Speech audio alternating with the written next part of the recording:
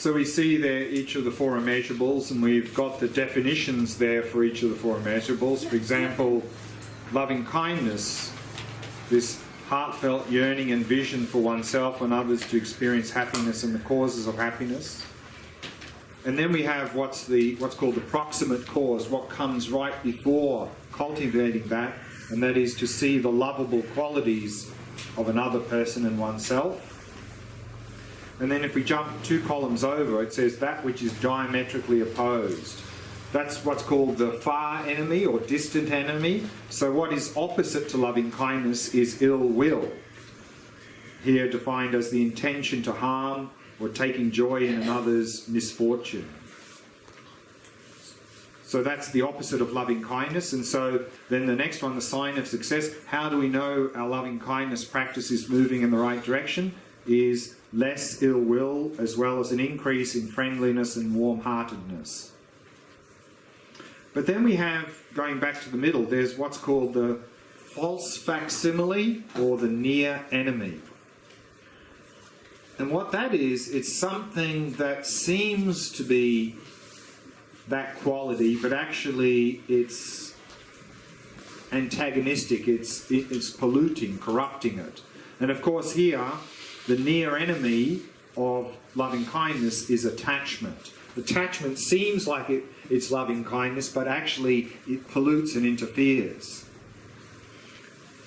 Now, fortunately, one of the other of the four immeasurables can act as an antidote to that near enemy. So I'd like to look at those, because each one of the four immeasurables has a near enemy, and one of the other four immeasurables acts as an antidote to that near enemy.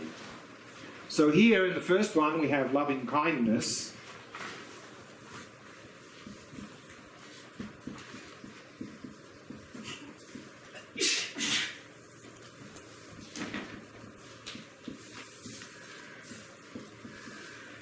And the near enemy of loving kindness is attachment. So if we notice our loving kindness simply degenerating into attachment, then, as we see here in the last column, it would be good to reflect on equanimity.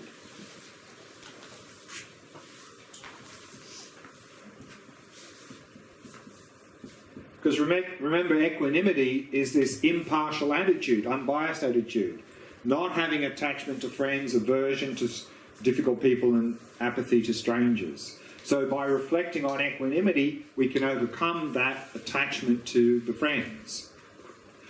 But equanimity also has a near enemy. So if we go down the bottom, we see equanimity, and we go over to the middle column. What is the near enemy? It's cold or aloof indifference.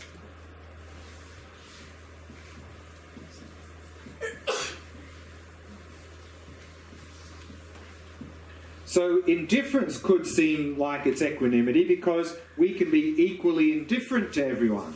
So that might seem like it's equanimity. You know, we're not being biased. But of course, this is not a very good quality. So if we see that, because equanimity is a sense of closeness to everyone. So if we see that equanimity simply degenerating into apathy or indifference to everyone, then the antidote to that here we see is compassion.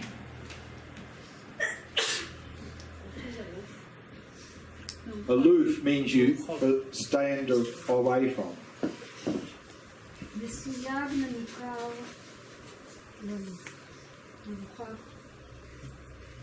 To be aloof means to sort of do this.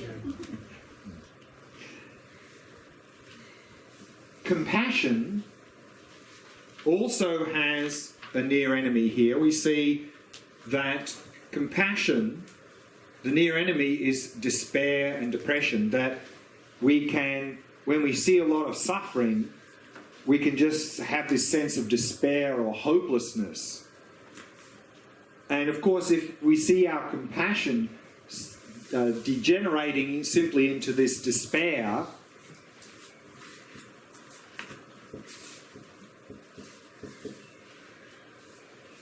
then the antidote to that we see here is empathetic joy. Because here we're too much focusing on the negative. We're getting overwhelmed by it. So then we need to balance by focusing on the positive.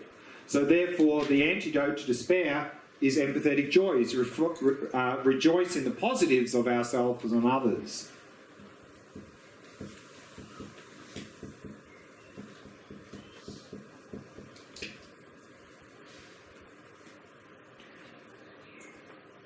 And this empathetic joy, this rejoicing in our own and others' virtue and good fortune, also has a near enemy. Here we see it's frivolous joy, meaning that we get caught up in meaningless or senseless rejoicing, even to the point where we start to rejoice when we see other people suffer. But here, frivolous joy means just rejoicing in meaningless things. And here it says, in brackets, attachment to, simply craving an attachment to pleasure.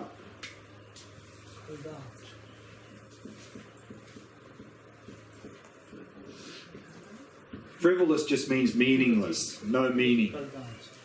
So if we see our empathetic joy, our rejoicing, just degenerating into this frivolous, this craving and attachment for pleasure, then to reflect on loving kindness. The wish for ourselves and others to have happiness as causes, particularly this genuine happiness, of course. So that can help overcome this craving and attachment simply to pleasure. So these are the four immeasurables. These are the four near enemies and how we can use one of the others to help overcome that near enemy. So any questions about the four immeasurables? Not a question, it's arrogant. You like to be arrogant, do you? Yeah. Very good. Yeah, I don't feel in these boxes. You don't fit in these boxes. No, not I don't fit. I don't feel. None of us doesn't feel in these boxes. I mean, there is a process. We feel in process. It's not complete enemy. It's not, and you can't. What is the purpose of jumping from this to one? I mean, I don't see what does it add to me. Knowing this is the opposite, this is what does it mean? You're specifically talking about these near enemies? Oh yes, all these groups. What does it give me? How do I benefit from it? What's the idea of putting this in front of this? This is where does it lead me? Where it leads you is that each of these qualities that we are cultivating, there can be a danger that we cultivate something that's not that quality. We think it is, but actually it's not a positive quality. For example, we can have craving and attachment for people, Yes. strong bond, Yes. and we think, oh, I have a lot of loving kindness for this person. No, but once you take my innocence by saying to me this attachment, so you have told me this is attachment, so I know this is attachment, this is not real love. No? Very good. Very good. And so that's what equanimity will tell us. Exactly this. So what I'm saying is that a way to see that and overcome it is through understanding this other quality. So here, this equanimity is an unbiased attitude towards everyone. This sense of closeness to everyone.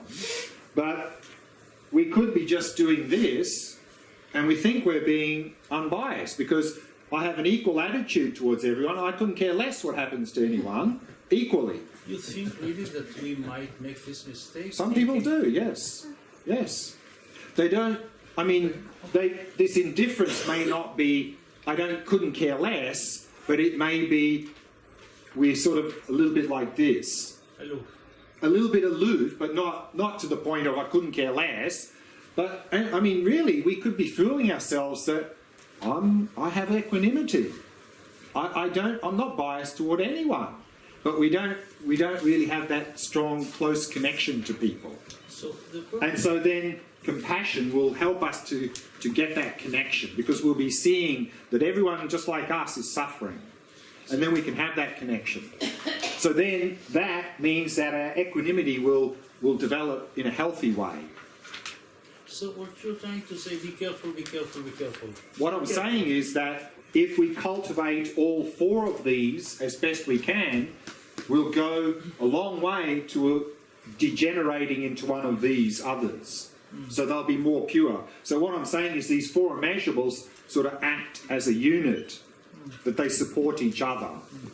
That if you just do one, you may have a danger of degenerating. But if you practice them all together, then there's less likely that you'll end up with attachment, indifference, despair, and this. They're much less likely to come up if you practice them as a unit. That's what it means. I just want to make sure that I understood well about compassion. Sure. When there is a despair or depression, when I see that I cannot help, there's horrible things happening. So the remedy is thinking about what I did do when, about other cases, or the empathetic joy. No, it's the despair or depression is because we're too much focused on the negative in not a correct way. So therefore, we can shift that. But also, there's another near enemy here. Pity. You know, poor you. You know, and we could think we're being compassionate because we're attending to their suffering. You know, I'm being compassionate. But this pity is like putting ourselves here and them there. So it could feel like we're being compassionate because we're attending to their suffering, but not like this, you know. I'm okay, but you're not. Still pity you. And so that's not healthy. So that also the equanimity will help to make sure that if we're practicing equanimity, that we're all equal, then compassion is less likely to simply become pity, putting ourselves above others. Yeah, I understand this about pity, but still I don't understand the empathetic joy. The despair. When I see something that is very difficult, and I get depressed because I cannot, shall I just don't think about it? No. So this is because we're too much focused on the negative, but also, of course... What is the positive in that situation? Not that situation. In other situations. So leave it. No, but that's one thing. But what I'm saying, there's two things we can do in this case. One is we need to have a balanced view of everything, not just focus on negative of everything. Because if we're only focusing on negative, then the perception will be this, that it's all hopeless because everything's bad. The other thing we can do here is, and we see this actually in the compassion, it says, heartfelt yearning that all be free of suffering and its causes, asking, what can I do to help? What can I do? So, you know, we sometimes talk about compassion burnout. Technically, you can never have compassion burnout. It's not actually compassion burnout, it's empathy burnout. Empathy is a feeling with others, feeling their suffering. Empathy plus hope equals compassion. Empathy plus no hope equals despair. So empathy, so we often hear about compassion burnout, but technically it's empathy burnout. Empathy is a feeling with others' sufferings and conditions. Empathy plus no hope equals despair. Empathy plus hope equals compassion. Because the hope comes from wisdom. Understanding the source of suffering is the mental afflictions. If we don't have that understanding, then it will become despair. Because we'll be looking at the immediate situation, that we can't fix it.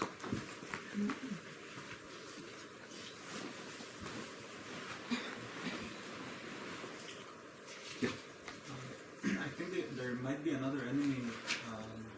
Probably many enemies. To the empathetic joy practice. Yeah. At least the one we did. Yeah. So I could, when we went through our lives and so I could think about like 3 cases where I was nice to someone and like 50 times more, like all the time people were nice to me and kind, and so this is also, I think, again, because we do cognitive fusion, and in our society we have an obsessive focus on the negative, so therefore many of us have low self-esteem, think we're not very good, we've not done anything good in our life, and we can't see it. We can't see the good things we did because we have this very poor opinion of ourselves. And I think you'll find that if you talk to someone close to you, maybe their opinion of what you've done is much more than your own. So I think this is the case, and this is often the case. And even more than that, our modern society often tells us it's not right to think good about yourself, to rejoice in the good things. Because the society says, no, don't, that's not right. So we don't. And so therefore even more on the negative. And so we block that out. And we really think we haven't done anything good. But I think that's not the case. And so it's important that we do this to really start to honestly look at those things. And like I said, we're not talking about that kindness we did was we saved the world or something, you know. Simply being there for someone is an act of kindness. Simply giving someone our time is an act of kindness. I mean, very simple things. And one little simple thing can have a huge impact. You know, there could be someone in a crisis point in their life and you were simply there for them, didn't particularly do much, but you could have saved their life because maybe they were about to finish their life. And you being there stopped that. But I didn't do anything, I was just there. I didn't do anything. But you were extremely kind. So we need to acknowledge that. It's important. Otherwise we end up with this biased view of ourselves, and that's epidemic in our modern society, this low self-esteem, because we don't acknowledge those good things we do. But again, not with cognitive fusion, but we need to acknowledge them. Again, as William James says, what we attend to becomes our reality. And if we're always attending to the negative, we become a hopeless person with no qualities. That's what we become. So it's our choice. Okay. Let's break up. Yeah, last question. About this compassion and the despair. You said that when we know the reason for the suffering, the causes of the suffering, the mental afflictions, then we can have some hope. So I can say that maybe about myself. But my sister, she's mentally ill, and I see her mental afflictions and the way they ruin her life. Sure. And she's lost in them, and she has a chronic condition. It's like it would be just shutting my Sure. eyes to say that someday it could get a lot better. Sure. So when I look at her life, I can see like what I benefit from being around her. Sure. She's working on my mental afflictions regarding to her. Sure. But from her point of view, I see a lot of despair. There is no point that I can see in her suffering. It's just more and more and more and more suffering. Exactly. And so if we have this perspective of now or just this life, this can happen. But of course, from the Buddhist perspective, we've got time, long time, many, many lives. We need to have the big perspective, big picture. So therefore, yes, maybe now in this life and this time, there's not much we can do, but we can be a positive impact on them. And then in the future, that will change in the next life and so forth. So if we have a very short-term view, then yes, of course, things can get rather desperate for ourselves and others. But we need to have a much broader view and do the best we can. Okay, let's break now. And again at 3:45 the yoga, and then 5 o'clock we'll come back and we'll go back into the Shamatha practice, observing the mind, and then opportunity to ask lots of questions, and I'm sure there's going to be lots of questions.